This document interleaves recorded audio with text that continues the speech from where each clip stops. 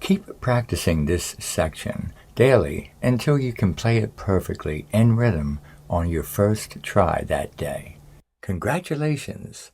Now all you have to do is practice all of the sections together. One will flow into the other, and keep practicing until you really have it exactly as you intend. Way to go!